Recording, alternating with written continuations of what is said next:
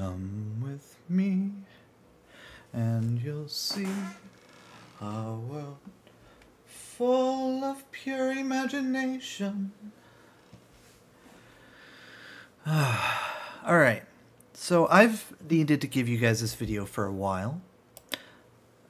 This is why is there a piece value floor and why is there a piece value ceiling? And this idea is that when you are comparing the strength of pieces, right, it's always comparative. You have to set some sort of reference as a point value and then compare everything to that.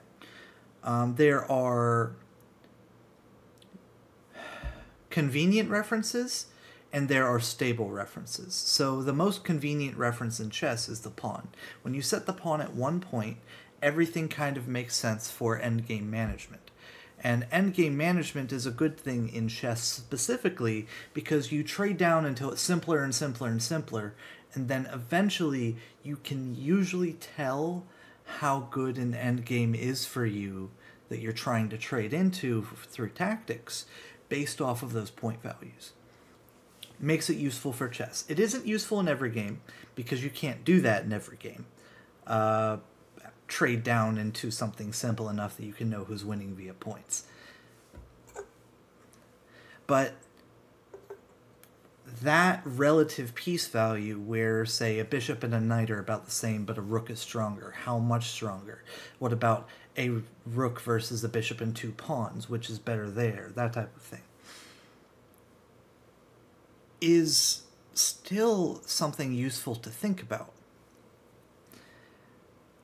But, full disclaimer, for chess variants, if you don't have simplified endgames like chess, where pieces are captured or removed from the board, and king safety is high enough that you are likely to actually last into the endgame with perfect play, then this doesn't matter. Then, if you are in any other situation, the first thing that matters most is king safety. And for king safety, it just is a build advantage, build advantage, build advantage. Position matters more than material, because like you can have, I don't know, 10 queens, and if none of them can get next to either player's king before all of the material trying to mate the person with the extra 20 queens gets there, it doesn't matter. Like, and you can have that on really big boards where that's just true. It's like this inevitable wall of something coming. But it's not inevitable because you kill the opponent before it matters. You're not winning materially, right? That's an extreme example. But in this scenario, we count this usually as 1 point. We count this and this usually as 3. And we count this as 5 and this as 9. And that's the classical human values. Using those same principles, we have AI piece values. And AI piece values can matter more or less depending on the variant. And anytime you start messing with king safety, those piece values get much harder to do anything with. Case in point being shogi. But typically, a single point of material is considered a pawn. That's a convenient mark. And what we found is that about a third to half of a pawn is how much a turn of tempo is worth. So when you do something like this, you have that half pawn advantage going first. And the opponent, you basically constantly trade back and forth, but white is always half a turn-ish ahead, half a round, until something like this happens. And black didn't actually hand back the thing, because you have the same amount of development here as here, so therefore white didn't gain any positional advantage with these moves, and now black, in theory, has the turn advantage back, but there's other stuff affecting it, such as number of pieces developed. Black has 2 pawns developed with that extra turn, and now it has the opportunity to equalize it with something like this or this, right? Black can spend that half turn to do things. Now what this means is how much does it cost to capture a pawn? It always costs a turn. How much does it cost to capture a shogi pawn, which can only move and capture forward, or even worse, a shogi pawn that can't really promote? Like, it gets to the end, and then what can it do? It can go backwards. It promotes to like a go-between or something. You can make these pieces weaker and weaker and weaker. And as long as it's technically worth it to capture them,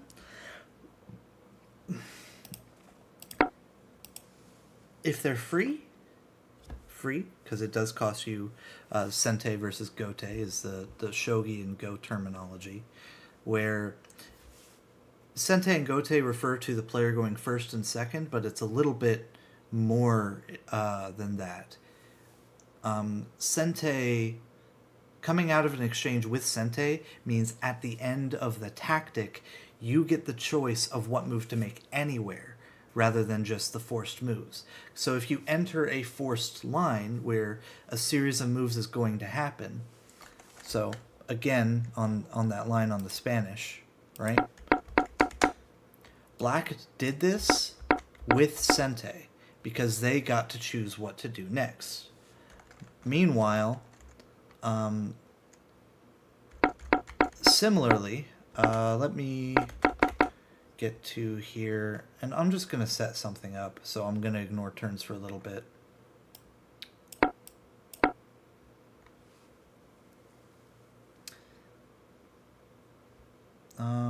No.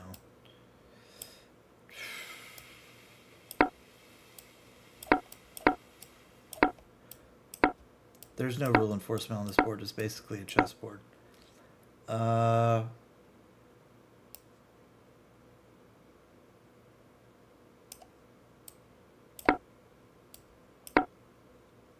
If you capture this pawn for free, right?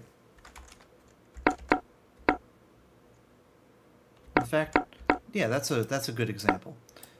E4, C4, terrible move because, you know, this exists, but let's assume that white just captures here.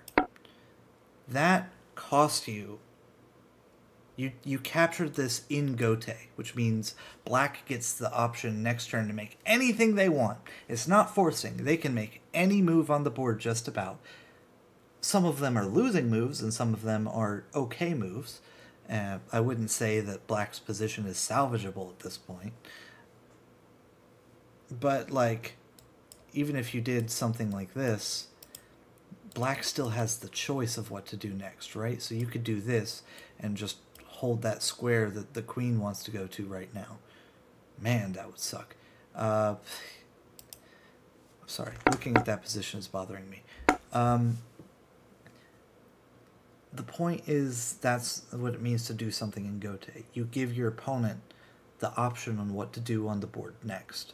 And that matters more in more tempo-oriented games like shogi, where both players are racing to see who captures the enemy king first, because king safety, as exchanges happen, goes lower and lower and lower, because you can always summon stuff near the opponent king that you've captured throughout the game in shogi, right?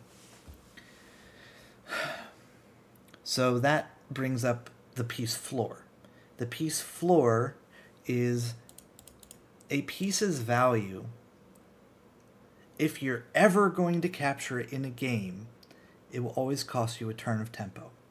And that turn of tempo has a relative value on its effective enemy king safety and can be exchanged often for material and tactics. So it has a value in any given position. And the lowest value it has is typically the advantage the white player has going first. So you can't really value a piece in chess on this size board with this king of less than about half a pawn. That's the piece floor. No matter how weak you make a piece, it will almost always be worth half a pawn. And if it's worth less than that, it's worthless. It's worth 0. Capturing it is never good. So, like, you only do it when you get Sente back anyway. So, for example, this piece, let's say this piece just exists. This actively inhibits you. It doesn't capture, it doesn't move, it doesn't do anything. Even if you made it able to move non-capturing, right? So, let's make it able to move forward and backward. And it doesn't capture. This piece is worth less than a turn of tempo. It gets in the way, and the opponent, if they capture it, they are wasting time most of the time. So this is worth 0. It is worth nothing. It is not good to kill. You want your opponent to have to deal with moving it out of their own way. It hurts them. It doesn't help them. But if you make that piece, whatever it is, able to kill, I'm going to reiterate this one more time. So, yeah, shogi pawn. Moves and captures 1 square forward. Now it's worth something. Now it's worth half a pawn at least. Okay, that's the piece value minimum. It's based off of a turn of tempo. Now there is also a value maximum. So how strong can you make a piece before it instantly means you win the game by going first? So the primary example I'm going to use right now is actually the Amazon. So moves and captures as a queen and knight. Now this is still a playable variant. King safety goes down, game speed goes up, draw rate goes down, white advantage goes up, right? And every time you make a major piece stronger, that happens. In fact, almost every change you could possibly make to chess has that set of relationships, right? So let's say, for example, you made this, you added an extra 20 rows between these two ranks. It just went, and suddenly it's 28 squares by 8 on the rectangle, and it's just called really long chess. There is actually a variant called really long chess. I think it's 20 by 8 or 24 by 8, one of those. But anything where you just stretch the board like more than 12 squares, but it's still the same width, is really long chess. You're just picking a different number. What happens? Well, king safety goes up because it's much harder to mate your opponent. Knights and bishops both will take much longer. Pawns will take much longer to reach the enemy. White advantage goes down because now you're at a distance, at a point where that turn of tempo does less, because the initial interaction of the pieces in chess is determined by who goes first.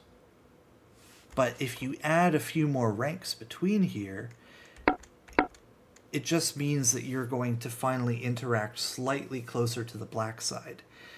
And that one turn matters less, because each turn will then take more time. Which also, funny enough, lowers the piece floor and makes things more useful.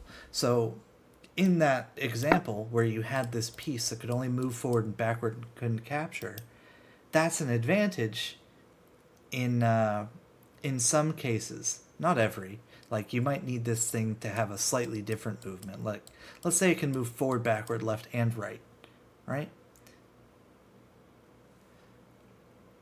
Now, there's ideas you can do with that, where you can use it as a resource if the piece floor is below its actual value. And that happens at some point between 8 and infinity, ranks between the two players, where you will find a use for this piece through openings, where it'll like step forward and you'll use it in some type of tactic. And I'm not saying that that is guaranteed, because this piece might still be completely worthless. But the idea is things that would normally be below the piece floor, or yeah, the piece value floor, when you lower tempo enough in value, become numerically valuable, right? And there are positions where you will want to, as the black player, capture this, spending one of your turns, just because it's annoying if you don't, right? Probably case in point would be some sort of situation where you have like a knight or bishop protecting a square, and it's something that a bishop or a rook or a queen needed to pass through, right?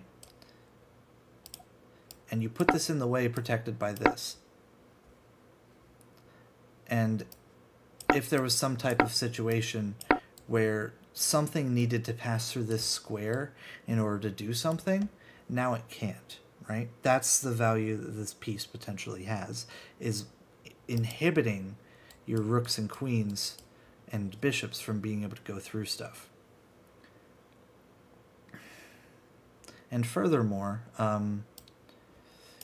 in some situations, right, it can completely prevent a pawn from advancing. So it can be an asset. It's just a matter of whether or not it's worth the time investment to get there. And on a large enough board, it might be. Alright, so white advantage goes down on really long chess. King safety goes up. Draw rate goes way up. The longer you make the game take, the easier it is for the two sides to spend the time to stabilize, right? There's not enough of a tipping point. The problem with that tipping point is, keep in mind, we lowered white advantage in order to raise the draw rate. So if you want to reduce the draw rate, it usually has to come from somewhere, and ideally you want the draw rate to come from both players' win rates, right? But usually you're going to pull more from black's win rate than white's. You're going to, as a ratio, draw rate's going to go down. Let's say white put hands in the middle. This is white's win rate, this is draw rate, this is black's win rate, right? By decreasing the draw rate, white's win rate goes up, but black's win rate will stay the same or go up only a little bit, and sometimes even shift down further, right? It just depends what change you make. Let me see if I can find one of the most important pictures I have on my computer. TB, I think it's in my, AI results. Assessing game balance with AlphaZero. You can really see what I'm talking about here. So classical chess with AlphaZero, we have 8,820 draws, 409 black wins, 772 white wins on 1 second time control. If you take away the ability to castle, black's win rate goes up only 40 wins out of 1,000. But white's win rate goes up by 200 and change, like 240-ish? Yeah, 240. 238. Shut up, Roland.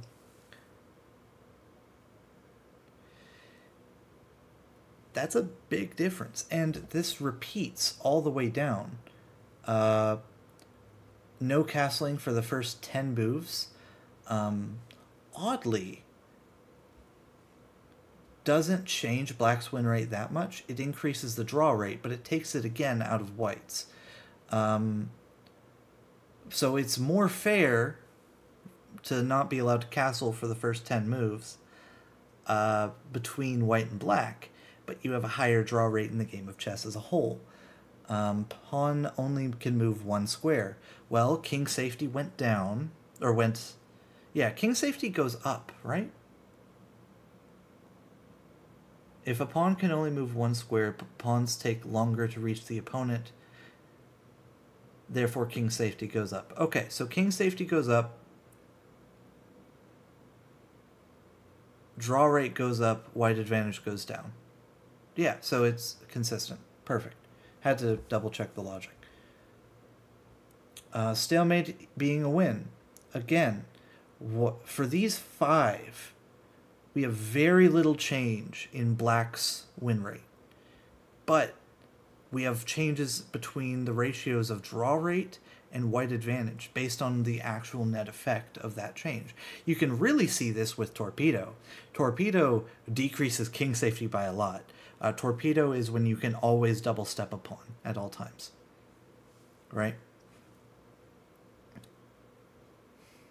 So white gets an additional 1,300 wins out of 1,000. But black only gets an extra 320-ish, right? So when you're making changes to the rules of chess, this is what you should expect.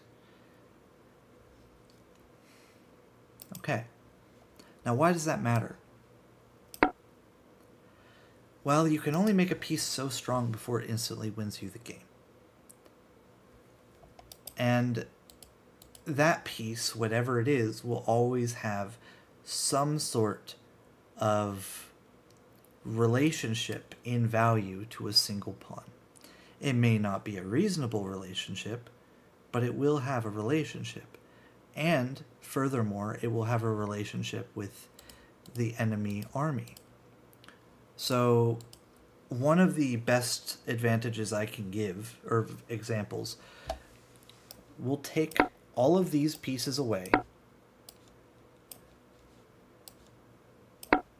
and keep buffing the queen until it's an even fight. So first we're going to make this an Amazon. Still not an even fight. Okay. Because that's only worth, that much. Alright, let's add jumping to these squares. Okay.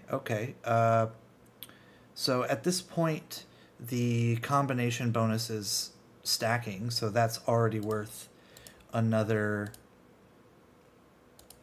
that much. But wait, we're approaching a point where the tactics are going to start occurring where this piece will be able to jump in and out of the enemy army. Okay.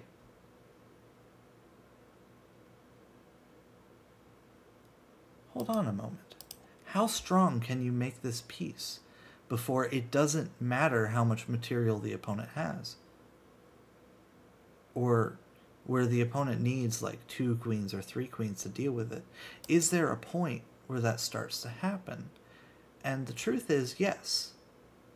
When you start giving this piece leaping squares, more than 2 away, at all, in addition to being a relatively strong piece, Amazon or stronger, right? So let's say you just make this queen plus knight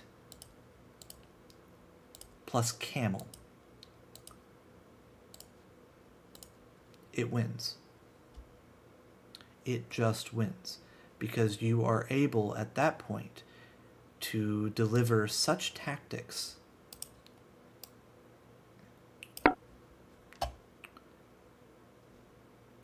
as to make it prohibitive. The good news is the geometry is kind of in your favor here, at least to start with, and that these things are hard to use. But you just force this over. You go here, but you can't capture this, but it's checkmate right now, right? So you have to make a move that isn't checkmate immediately. So you're under too much pressure to move that black knight. Okay. Let's go here. It's not like this square is going to matter too much, and you're getting rid of these 2 camel squares. This is a good move. Okay. Wait. Wait, no. Oh, I have to defend this again. Ah, I didn't do it well. Boom. Now black could try, you know, deliver check, take the pawn. But that's just a matter of take slightly more time. Right? And it's just a fight over this square and this square. At some point, something white does will be able to bust through and pop this. And you can make a piece stronger than that still. For example, making a piece that's able to move twice in a turn, or make a piece that can jump to even more and more squares. So we actually... The game I learned this from was actually Roland chess, aka Chess 2 the sequel. I don't like calling it that because the name is a little pompous. Every chess variant in the world can call itself Chess 2. You're not special. But in Roland chess there is an army called the Reaper Army. And the Reaper Army has the kindergarten child's favorite piece, which is the Reaper. It can move and capture anywhere on the board. And then they nerfed it just enough to be below the line. So it can't capture the enemy king. So you're getting rid of mate threats, which means that now you only have to worry about the piece tactically. And you can't move to the enemy's back rank. So the Reaper only has access to these 56 of the 64 squares. And that means that if a piece is ever unprotected on the board, the Reaper can kill it. And the extra time that you have to spend as a player defending your pieces is where Reaper shines.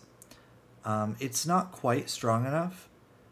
So, for example, you could go out here, go here, and then go here. And they also have a ghost, which can move anywhere on the board, can't capture, can't be captured. They intervene, and you have to defend the bishop another way, right? And they went through the trouble of buffing a piece as much as they possibly could. Took away your queen, took away your rooks, gave you a couple of pieces that are roughly rook equivalents, but don't have as strong of an endgame threat. So ghosts are valued in the opening at 5 pawns, but as the game goes on, they go down and down until they're worth between 3 and like 4.5 of actual useful value when you're doing stuff. Because, you know, it's a nice piece to have, and it prevents rook mates, right? So a Mayotte or a ghost, depending on how you look at it. So starts here, can move anywhere, cannot capture, cannot be captured.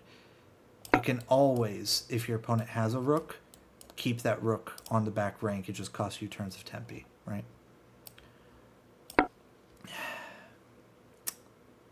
I got slightly sidetracked explaining that. The point is, when I was looking at that piece that was so oppressive and so strong, and trying to figure out how strong it was, I realized it is only as strong as the turns of tempi that your opponent has to spend, combined with the actual exchange. So at what point are you okay to exchange your Reaper? About a queen and a rook. Because you still have both Mayottes, you still have 2 bishops, you still have 2 knights, you still have a pawn line. So if you make a trade that is worth about 15, you're winning. And technically speaking, if you make a trade that's less than that, like queen and a bishop, you're losing. And this piece was almost as strong as it could be.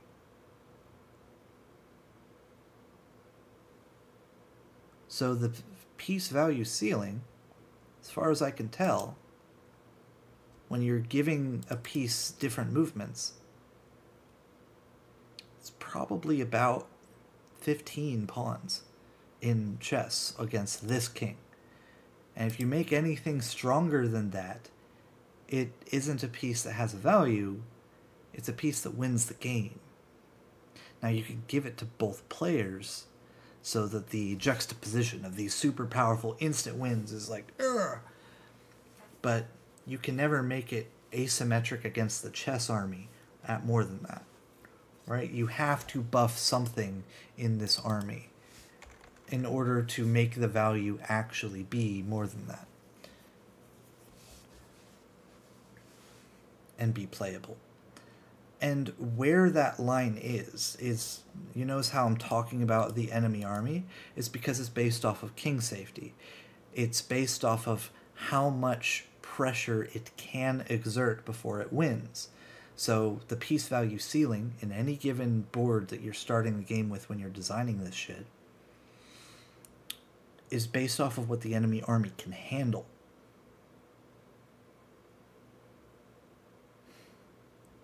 And in this case, queen plus knight plus camel, I would value that piece at about 16 pawns. In theory, queen plus knight plus camel versus the enemy army should be more than black can handle. So this initial position right here should be a mate puzzle for white. White should have mate in a certain number of moves based off of this theory of where the I intuitively, after learning about it, have found this to be.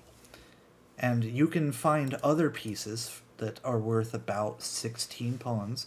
So, for example, queen plus knight plus Alibaba. So, you know, queen, and then it jumps to all of these squares as well. That's also worth 16. I think it is a much longer mate because you don't have these 3-leaper threats to create problems that is just a general weakness of the enemy army. But I think it still is eventually mate for white in this position. Now, keep in mind that I currently have given white a pawn line.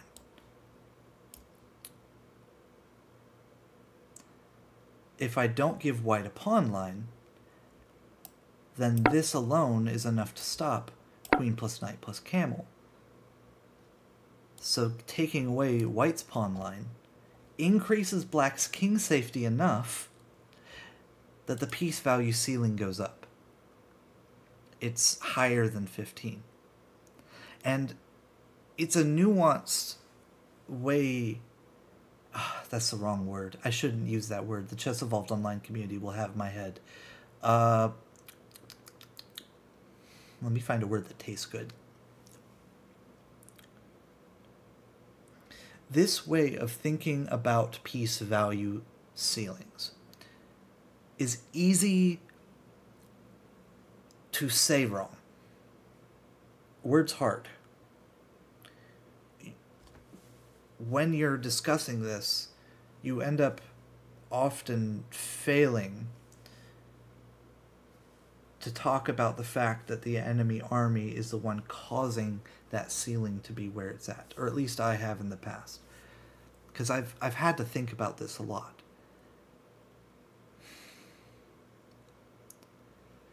And anyone who's messed around with this kind of knows this type of thing intuitively.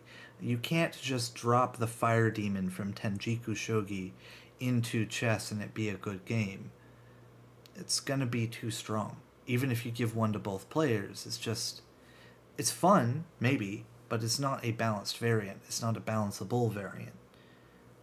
In order to make it reasonable, you end up having to, if you buff the enemy army enough, or you buff both armies enough if you're giving one of these to both players defensively, you can maybe make it a good game. And one of the ways you can increase king safety that's most effective for that is actually to increase the size of the board.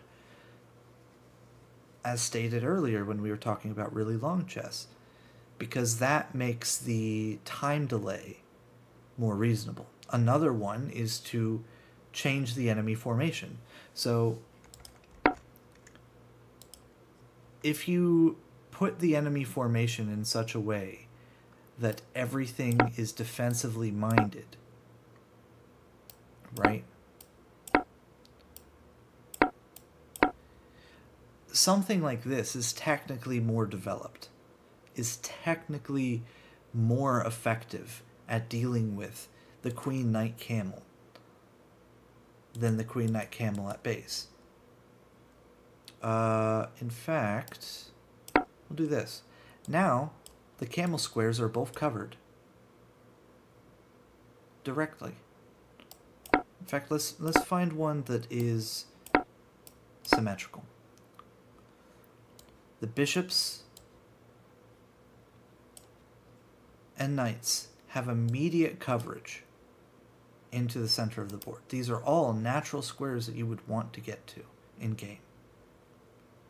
And there's a number of these types of positions, even ones that are natural and possible in the game of chess, right? And let's say you start already castled and put the queen forward and put both of these rooks in the middle. Black has a much better time now at dealing with this, because you've given them a bunch of quote-unquote free turns. But those free turns were just used to make the king safer and make it harder to attack.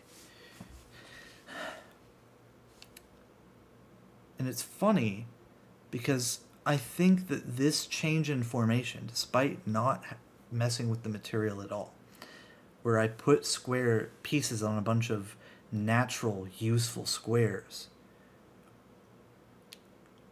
this is probably significantly stronger, to the point where this might no longer be a mating puzzle. At least not for white. It might be winning for black. And that knife's edge is interesting, because it also means that against this position, unless you custom make a piece to, like, oh, I specifically jump there as a knight, it's check at the start of the game. And then you add that square, and that square. Let's see, that's only 4 different leaping squares and not useful ones, but it's enough to be mate in 1 or mate in 0, so it doesn't matter, right? You have to think about that type of thing.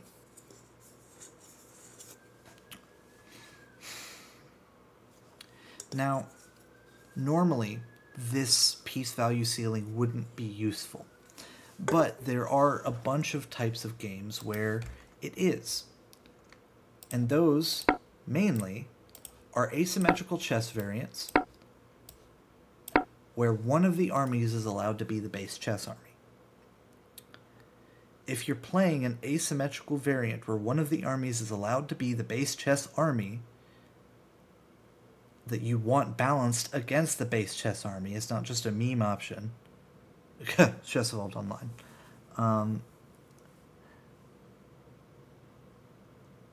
Then that 15-point value where it breaks the game is important.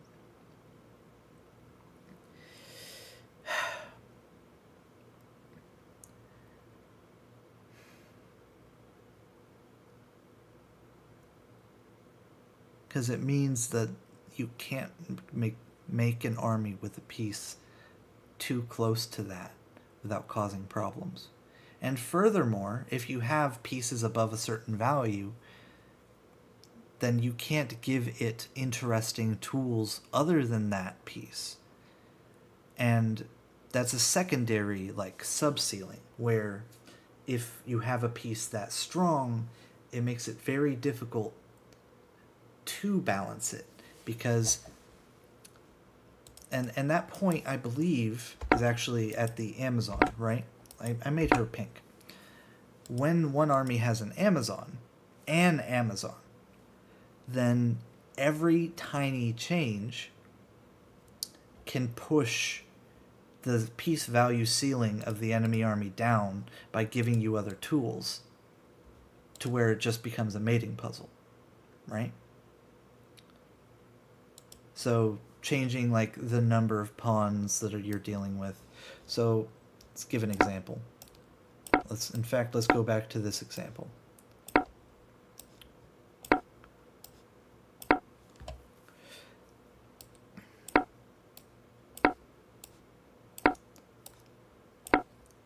This subsealing means that this piece is strong enough to mate on its own.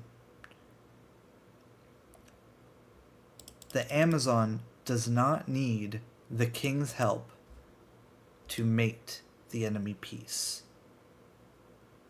with stalemate being a win, right?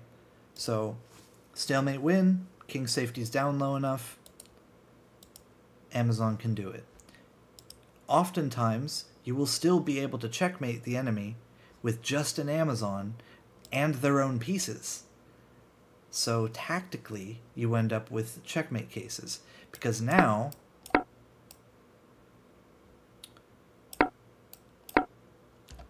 that's a smothered mate square, because it's there, it's check, and it's there. You literally only need an opening here for the Amazon, or not an opening, something in the way here for an Amazon to checkmate you. And furthermore, even if it's not mate, they're probably going to win material in the process. And something similar to note, because of the way these patterns matter, move a bunch of stuff out because this is a relatively normal back rank formation. Amazon here, or even Chancellor, gets here, still checkmate. Notably, check, mate, right? Because you're able to push them into one of their own pieces. Again, same exact idea. Knight square, queen lines, knight square. This is checkmate. Oh, the Amazon can mate without that. Yeah. The piece can mate on its own.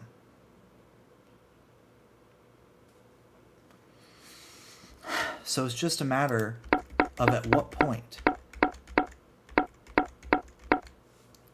So here's how you test my theory. You take this position and you check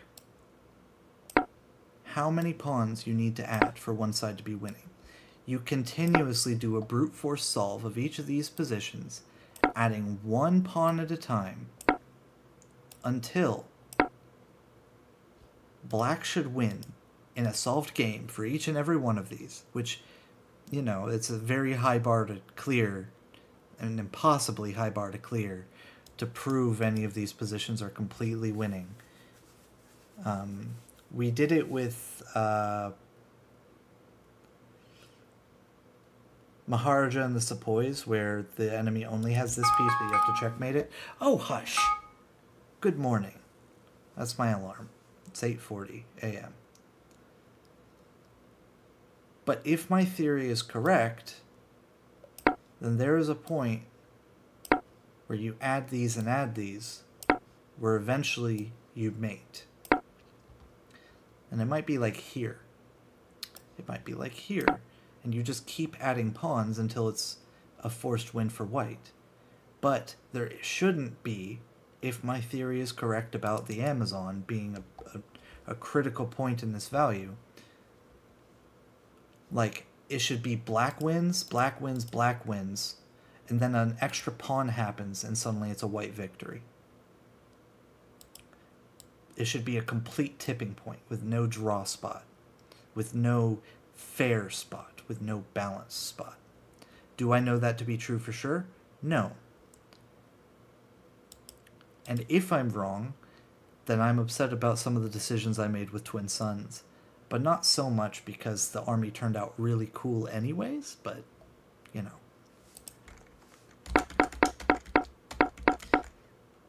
And that theory is also what ended up... That's where this matters, right?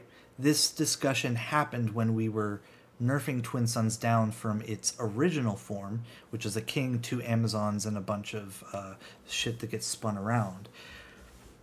And we gave them a real pawn line and actual majors and minors, and tried to make it not a mating puzzle.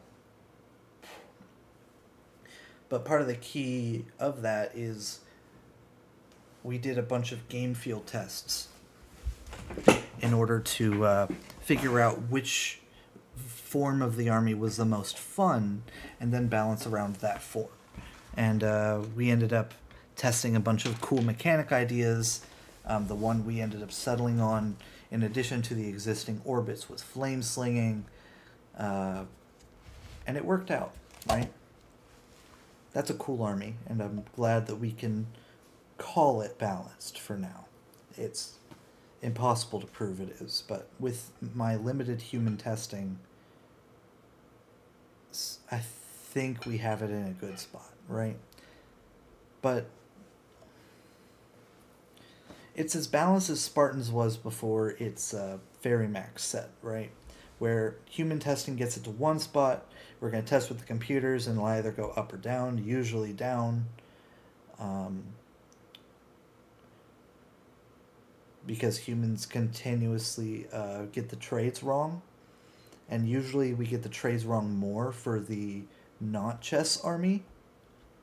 And because we usually get the trades wrong more for the not chess army and the values wrong, we end up giving unfair advantages to one side.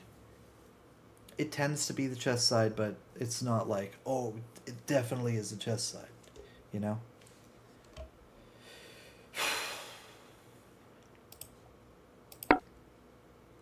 So we settled on both of these able to move like Amazons, but this one captures as a knight, and this one captures as a queen. But originally Twin Suns was all about the army having 2 Amazons. Because, oddly, I've done this test before, but I did it not with pawns. This was initial Twin Suns. We were like, oh, this position is currently losing for white, and this position is winning. And we went, okay, so you only get 2 sons. What else do we need to give them? And then we proceeded immediately after that in our endless stupidity. Keep in mind at the time, the pawns in the chess army were buffed, and the board was much bigger, in giving them additional material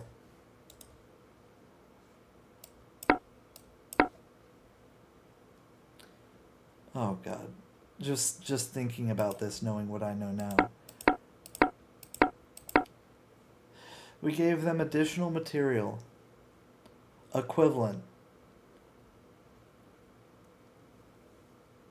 to 3 more Amazons. And we're like, yeah, this is balanced. And what did the opponent have? The pawns could go forward and backward and left and right and capture. I guess I still had that selected.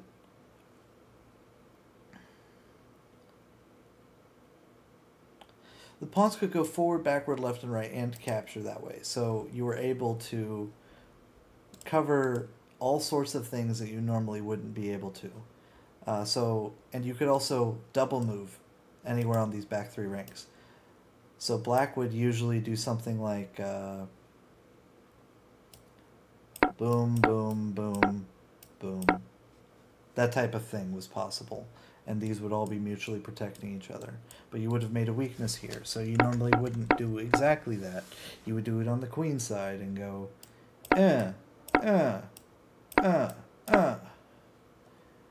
and like super fianchetto this white square bishop, and take advantage of the fact that this king is super open to regain your own tempi.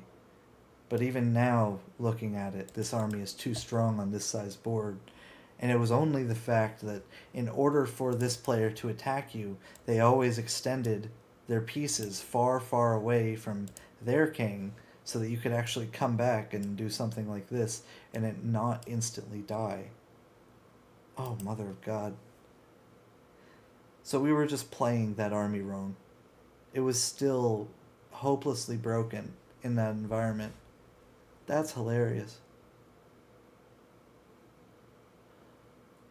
14-year-old Roland, you were an idiot. Yes, I was. Thank you. Is that how you spoke? No. Sometimes.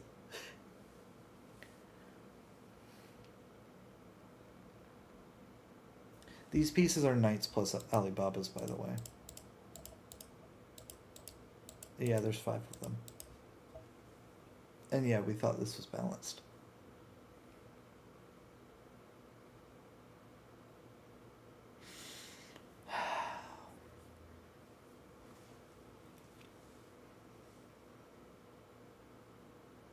Just because the pawns were strong enough that it wasn't instamate? No, you were just bad at the game. So you couldn't play this without overextending.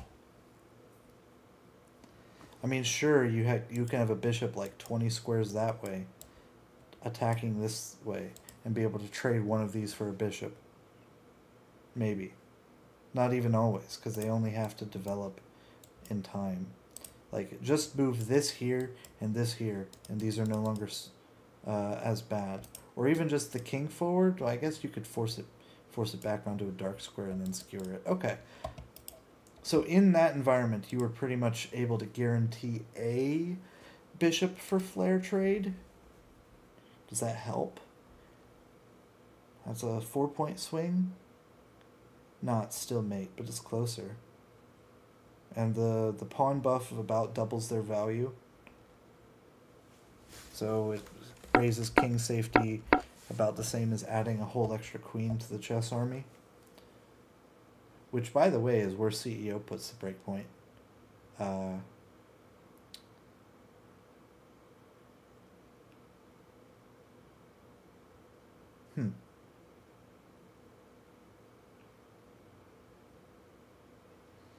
I'm trying to figure out if I can justify it. So this is...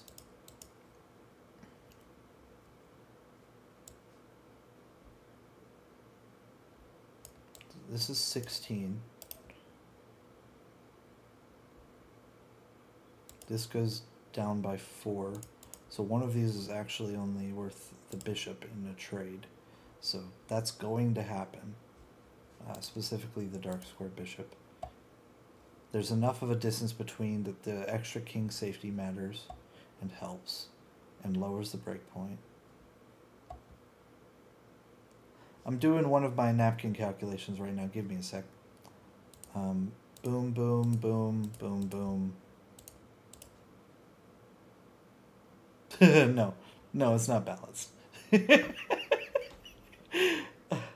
what is that? We're saying 16 plus 1, 19. This is already 14. Dear Lord. And that's 21. So there's still a whole extra flare here in the 1v1. But that does mean it's within the balance window for a 3-player game. You just have to have a slight team up of players against the Twin Suns player to take out and trade down 2 of the flares off. So this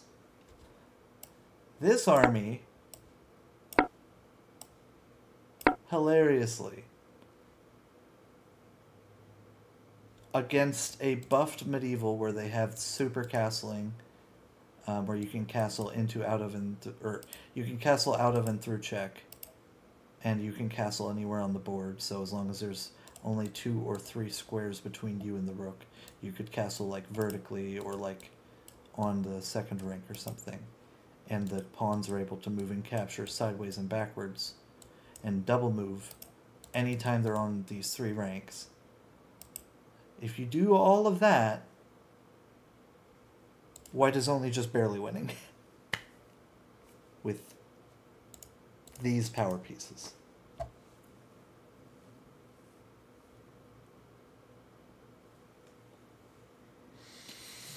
And they can't lose any of them. So if you could force, like, this to be enough, right? And then this, before you get enough stuff off of the diagonal. So, boom. Turn 1, this is turn 2. I don't know, turn 3, something like this. Boom. And then the things are off the diagonal, so you're not instantly losing.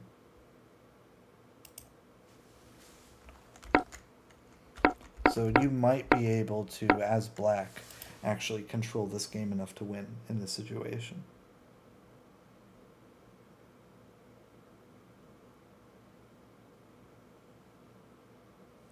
But it's a tipping point where if we just start adding pawns, eventually white will be winning instead of black.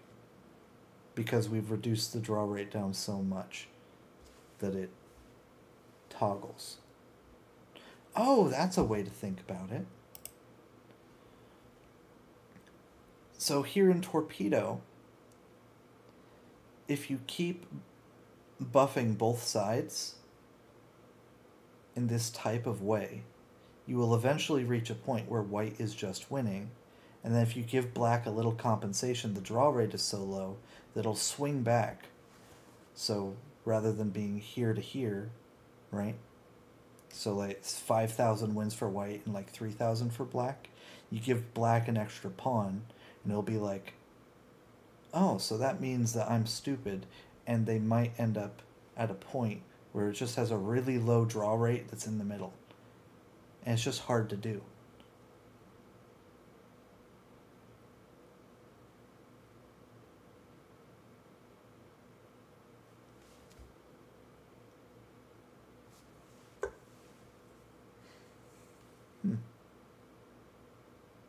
I hope everyone has learned something today, because I have. I've learned I didn't think about this enough during my conversations about it in the past.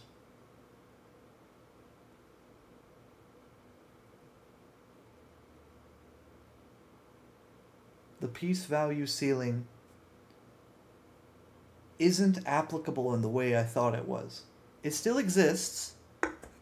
It's how strong can you make a single piece before it wins the game. And against chess, it's about 15 pawns. If you go higher than 15 pawns, it should instantly win the game with a normal pawn line to back it up.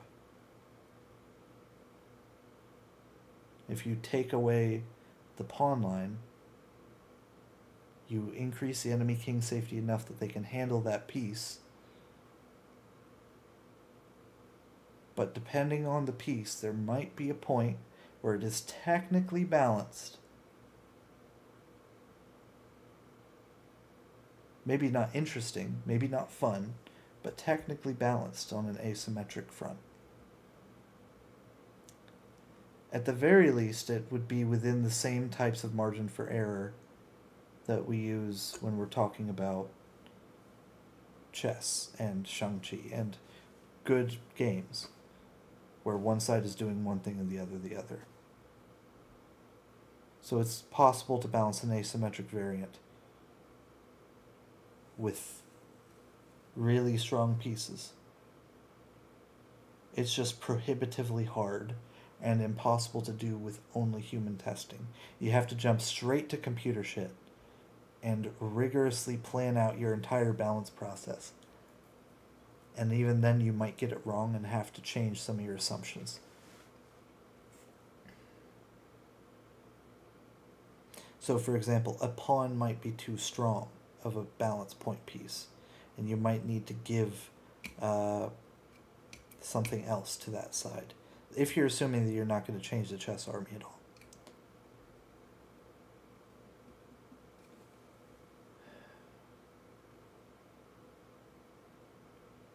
I'm happy Twin Suns turned out the way it did anyways, even if this was a poor assumption. But quote-unquote top-heavy armies are only a problem from a playability perspective and a human interest perspective then. Which is good, because we still have one top-heavy army in the game. You become a top-heavy army by having 2 or more full Queen class pieces. So Frost Beasts and Spartan both kind of border that spot. Spartan less so because that's not a full Queen class, right? The general is worth about 7 pawns in direct theory, but the Warlord is a full Queen class. Meanwhile, in Frost Beast, you have both the Leviathan and Dragon, and the combo of Leviathan plus Dragon is stronger than the combo of Warlord plus General to the point that it's top-heavy. But we don't want to change either of those pieces, so we're just trying to change the rest of the army around it. But that is also a case where we've increased the enemy king safety. But I've made my job of balancing Frost Beast so much harder by sticking to that. And I'm just now realizing how much of a swing it's going to be. It'll be okay, it'll be okay, it'll be okay, it'll be... it's the hardest one to make engine balance because Ghost Stone's at so many variables per move. You added like almost 64 legal moves every single round. What's 64 minus 16? 48. 48 legal moves. Extra-ish. Every turn. Probably 40 because of other Ghost Stones.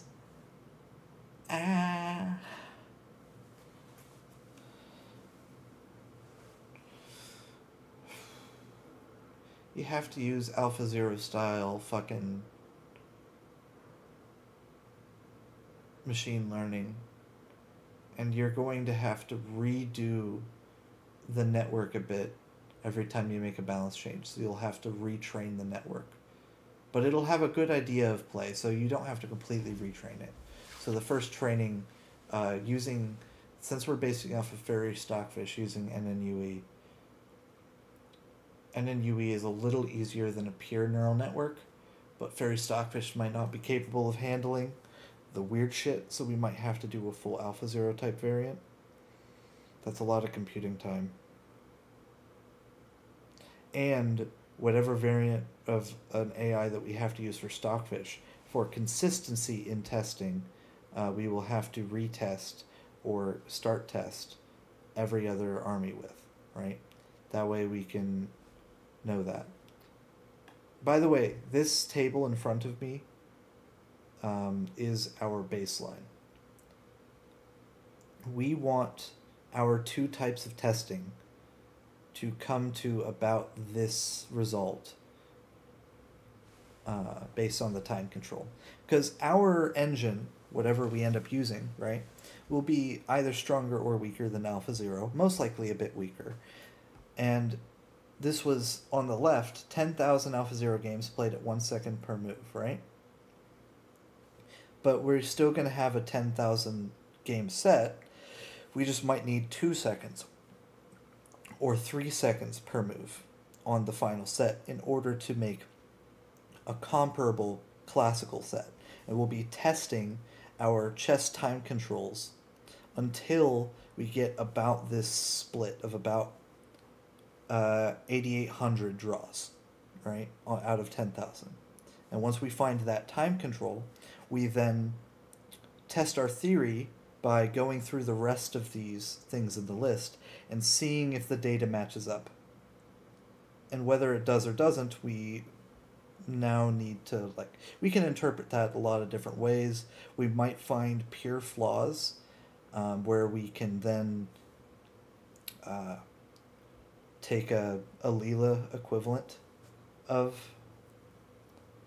this and find Leela's spot for classical where it has about 8,800 draws, and at that time control with code edits train Leela up on these and then be able to cross test if there's really big changes.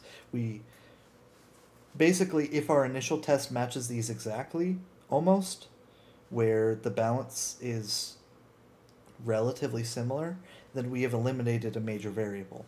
But if we end up at this baseline after we test these 10 variants, finding things are really different, then we need to figure out if it's our engine's fault or if it was AlphaZero's fault or what. So we have to do a third engine test of these 10. And because AI strength is based partly on time control, we can't use time control as the good indicator. We have to assume that AI strength correlates to draw rate and get to that 8800 draw rate point.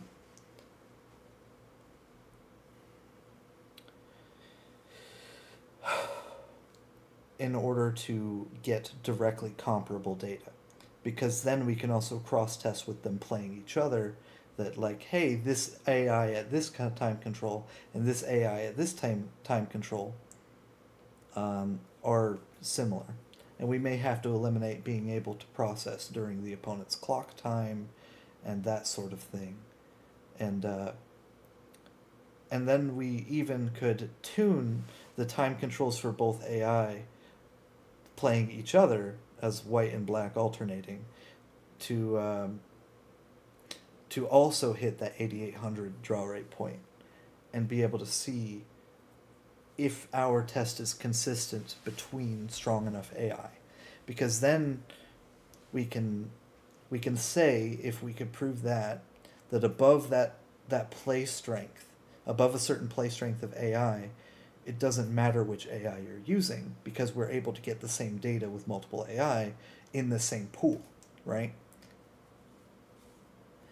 And being able to figure out when you're messing with all these variables, which parts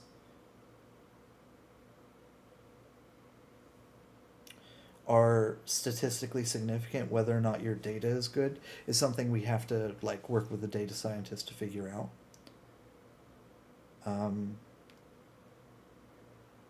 But using this paper and the information that they gave us as an okay baseline of like, hey, Google was happy with this, can we create comparable data? When we do so, how comparable is it? And then see if our results match these first of all. Write a paper about it, publish that, use the information that we just proved to ourselves as a baseline to then go test Titan's Battalion Balance at the same time controls, at the same level of stuff, and it'll be another 10 variants that are much harder to code and prove shit with. But if we can show that Frost Beasts or one of the armies in our game, any of the armies in our game, is harder to play for the engine than this level is capable of, then we would have to go back to the drawing board again and increase the level, either through increasing time control per move for the AI, and or retraining the AI a ton to get there. But once we introduce those extra variables of having to retrain it or increase time control to make the data valid, we then have to retest this with every single part of it at whatever standard we end up having to decide is the highest standard we need, seeing where things end up, and then showing that army. And it may be the case that the draw rate is really high or low, and if it's really low, then that's unstable. And if it's unstable enough, then there are cases where with human play you can end up with problems. But if it's stable enough where like you end up with like, I don't know, let's just say 4,000 wins for white, 4,000 wins for black, as we're swapping things around. And it may be the case that we end up with like 6,000 wins for white and 3,000 for black when white is one army and black the other. And then we swap it and it's still like 5,000 wins for white and 2,000 for black. And we're just like, both ways, it's not balanced. So we can't buff one side on the current turn control. So in those cases, we would know that we have done something to king safety. And we need to lower the gradient because we are above the piece value ceiling for that matchup. So the single turn of Tempe turns it into a mate puzzle for the most part.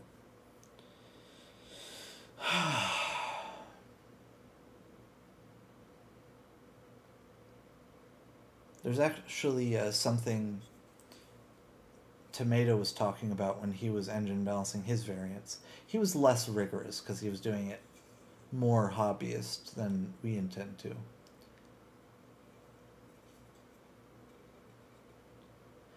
Where he was talking about something called the balance window, where because tiny changes have really massive effects in asymmetric variants, like adding an extra pawn, there is a point where one side is able to win at the highest level at all. Like, and that balance window, as he called it, where, hey, I'm getting some wins for both sides in my data set. Nice. Is significant because at a low enough human level, that balance window is all you need for it to be playable once or twice, and people to enjoy it and explore it, and then probably stop playing it because it doesn't have competitive viability. And that's things like Maharaja and the Sepoys, right? Where one side has just the Amazon and the other side has a chess army, and if you mate the Amazon with the chess army, you win. And it turns out that there are multiple forced mate lines for the chess army, but it's difficult enough that when you're just playing with your friends at a lower level, you're able to have fun with it. And that's what inspired Twin Suns in the first place.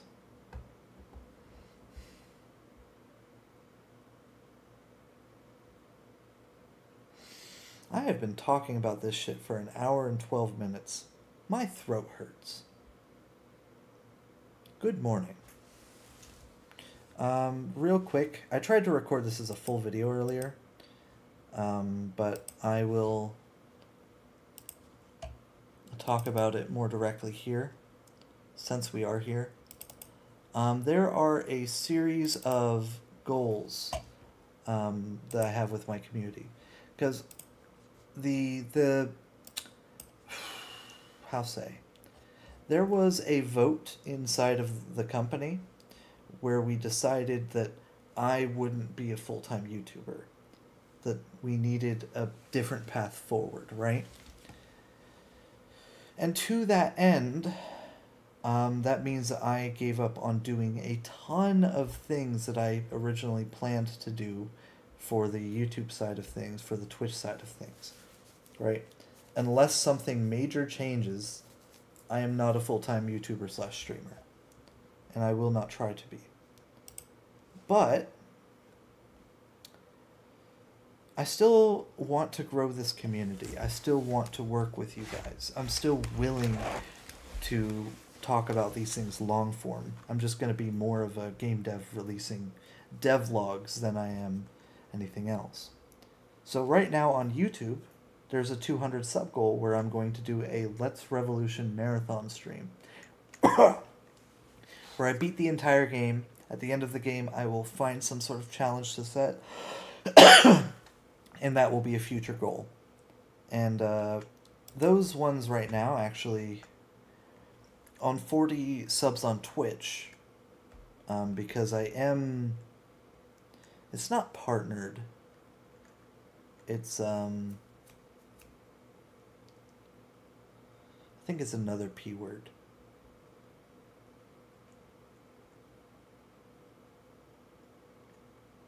I'm able to make money on Twitch if I get more than 40 subs.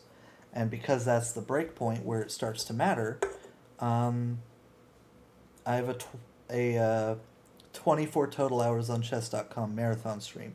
Not 24 hours straight, necessarily, because I want to find what my actual rating is, and staying up for 24 hours would make my chess much worse.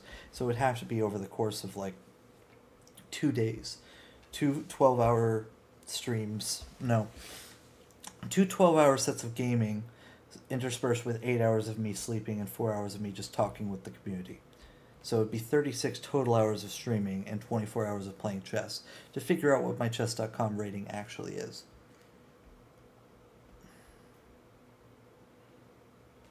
And that's the 40 Twitch sub goal. 200 followers on Twitch is Banner Saga. It's been long enough, I might want to replay the first game. But people that were here for this really seemed to enjoy it. But it was a little bit slower paced. I really, really enjoy Banner Saga. And then this is the most recent one. I haven't even announced this to the community yet. So if you're here at the end, congrats. This breakpoint, 1,000 Discord members, is required for us to be able to be discoverable on Discord, which means the Discord themselves lists our community as somewhere you can go to and join if we want to, without them having to get a direct link. And it's also notable that this is the biggest number, because of those 4 things, our Discord is the largest thing. I guess probably because I'm the most active there, but yeah, we're going to do a Dance of Fire and Ice. And I'm thinking that this marathon stream isn't just me having to beat the whole game, but one hard song, one really hard song. So something like Kurokate, Galaxy Collapse, or something like Machine Gun Spirit by Karimai, that type of thing. One of those really hard things. Because that's the type of challenge that my community could get behind. Because my last couple of goals that got reached really quickly were actually getting over it and Jump King. And I made them too easy. Funny enough. It was 100 followers. No, it was 50 followers and 100 followers, something like that. Where I ended up having to do Jump King and getting over it pretty quickly. But I was streaming all the time back then, so we'll see. Because I'm probably going to reach at least one of these during the summer while I'm doing my coding marathon stream, which I've announced to my Discord but not on YouTube. We are going to have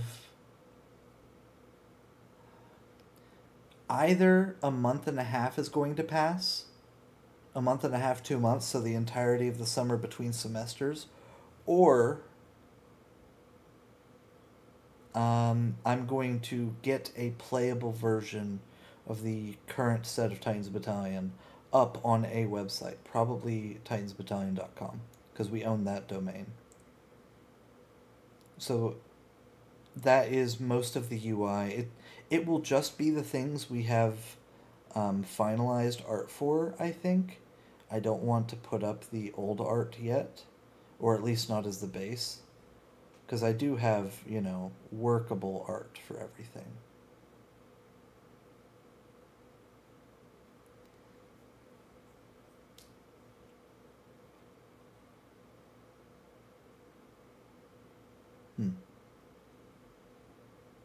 It's funny. I do have okay, not great, okay art for every army in the game now. There was a long time there where Frostbeast didn't have anything and Twin Suns had something really nice. And everything else was something that we could take pieces from, like using the open source pie chess art that Couch Tomato made. That type of thing. My hover pen just fell. Oh well. That's what I get for playing with it.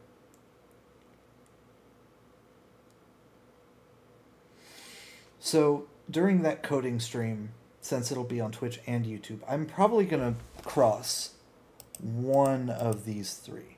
Maybe all 3. Oh, what is this? Oh, this is one of my Fairy Stockfish runs for 1,000 games. White-black draw. Hold on. Yeah, this is from my AI results folder, because I was just trying to see where Fairy Stockfish was at. Do I remember what the time control was? No.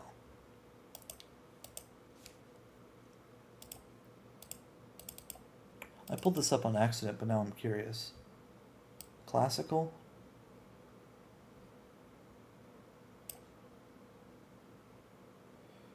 $843. So, whatever time control it was on, it was weaker than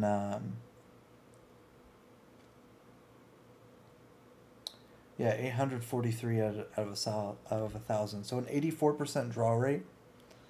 And again, we are assuming there is a correlation between draw rate and strength in a game where a perfect game should be a draw, theoretically, right? So this was weaker than the 1 second Alpha Zero set. And I believe this is from Fairy Stockfish Play. So whatever time control I had for this, I need a longer one. Do I remember what time control I had for this? I think it was a minute per move, because I did 1,000 games, right? Or was it just a second because I was doing a test run?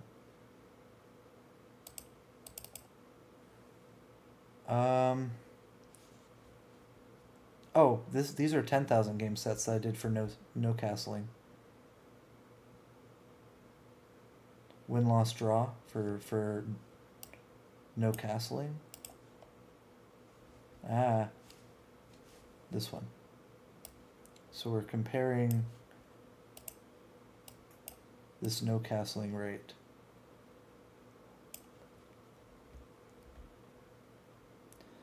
$62.9 versus 84.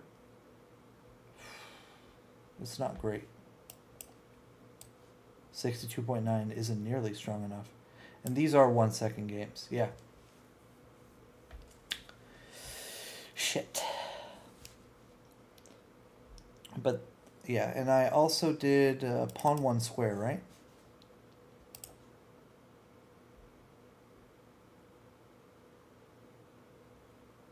Yeah, 67% draw rate for pawn 1 square at 1 second in 10,000 games. And then here is Couch Tomatoes' Horde test. But he gave me game lists. He gave me game lists of 27 games, 6 games, and then something else for stuff that he was doing. Baseline test 3, what game was this?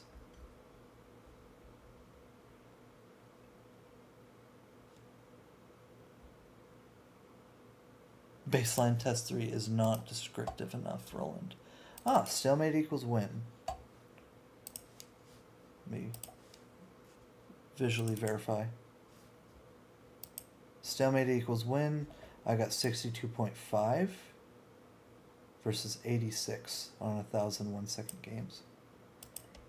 And I need to retest this because I realized I wasn't rigorous enough with making sure that those were the only processes running on those threads. And, yeah.